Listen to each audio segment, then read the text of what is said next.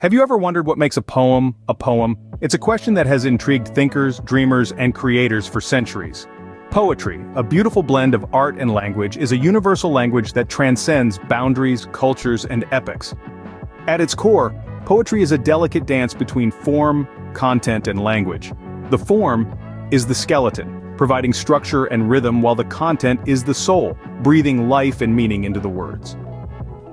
The language then is the skin, wrapping the poem in vivid imagery and emotional resonance. But there's an additional triad that operates in the world of poetry, one that is deeply rooted in our human experience. This triad consists of emotion, expression, and reception.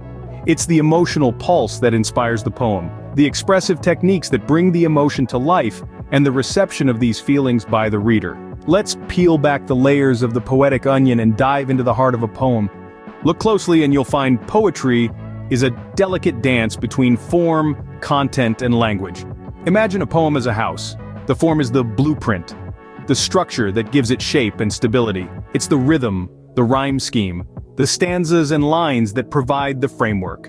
This is what makes a sonnet different from a haiku, for example. Form isn't just about structure, though. It's also about how that structure influences the sound and flow of the poem when read aloud, creating a unique auditory experience. Now think of the content as the interior design of our house. It's the themes, ideas, and emotions that fill the rooms, giving them life and meaning.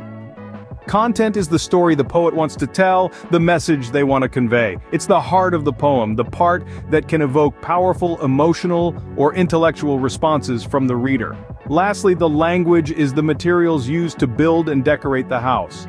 It's the choice of words, the imagery, the literary devices that the poet uses to construct their work. Language is the texture of the poem, the element that makes it vivid and tangible. It's what allows the poet to paint a picture in the reader's mind, to make them feel a certain way, to transport them to another place or time. These three elements, form, content, and language, are not isolated. They are interconnected, each influencing and being influenced by the others. A change in form can alter the content and the language used. The content can dictate the form and influence the language. And the choice of language can shape both the form and the content. It's a dynamic, cyclical relationship, each part working in harmony with the others to create a complete, impactful piece of work. The beauty of a poem emerges from this intricate interplay.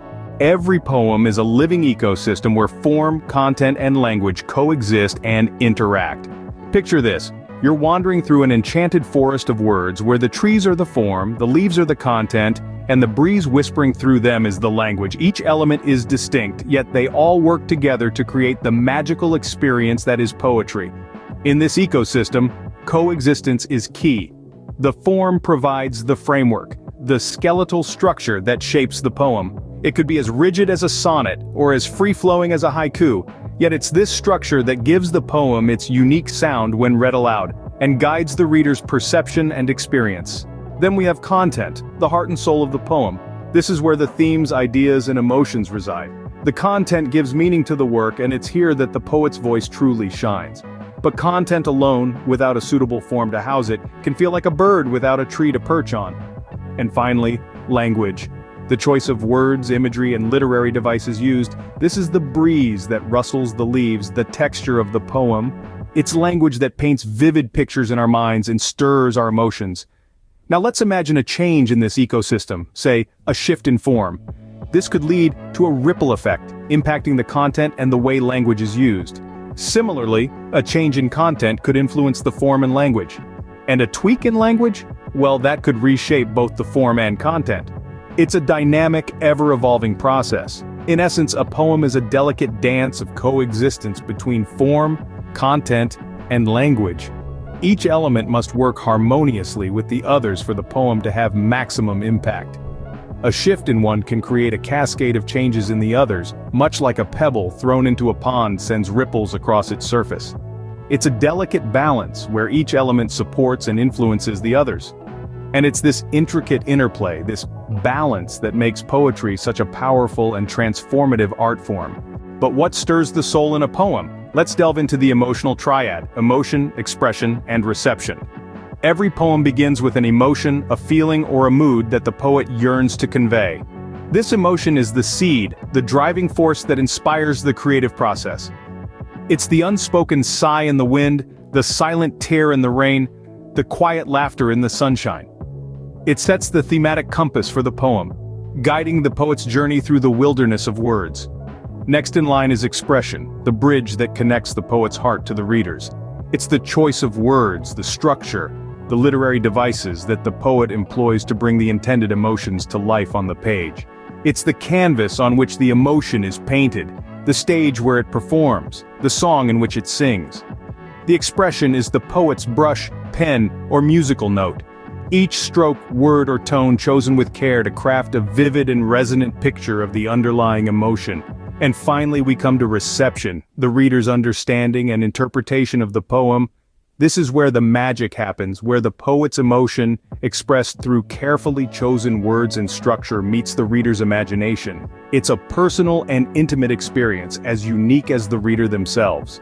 The reception of a poem can evoke new emotions, amplify existing ones, or even lead to a profound revelation. It's the echo of the poet's emotion reverberating through the corridors of the reader's heart. This emotional triad is not a linear process, but a dynamic, interactive one.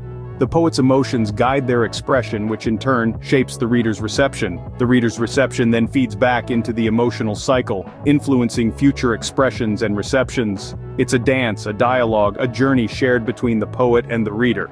It's a poetic cycle, where emotion sparks expression, which in turn shapes reception. This, dear friends, is the heart and soul of poetry, the emotional triad that makes every poem a unique and deeply personal experience. Just as form, content, and language interact, so do emotion, expression, and reception. This triad forms the emotional core of a poem, and each element within it must coexist harmoniously for the poem to truly resonate with readers.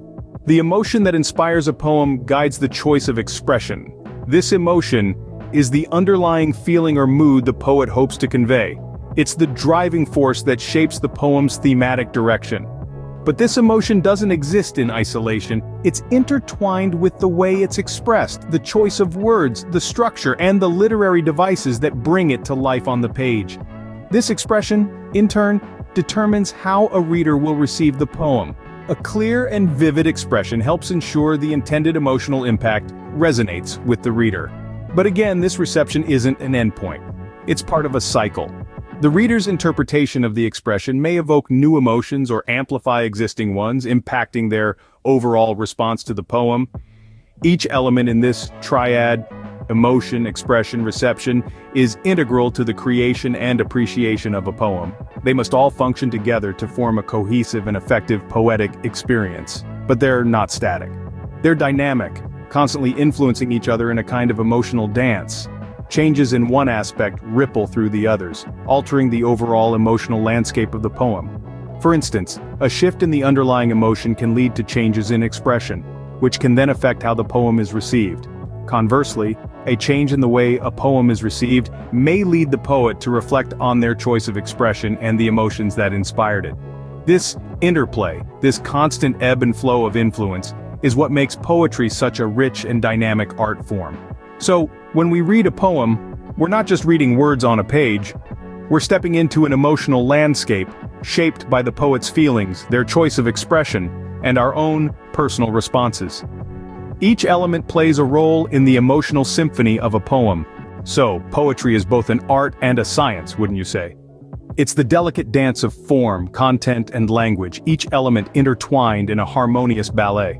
The structure of a poem, its thematic essence, the choice of words, all contribute to this intricate tapestry. A change in form impacts the content and the language used, while the content and language reinforce the form.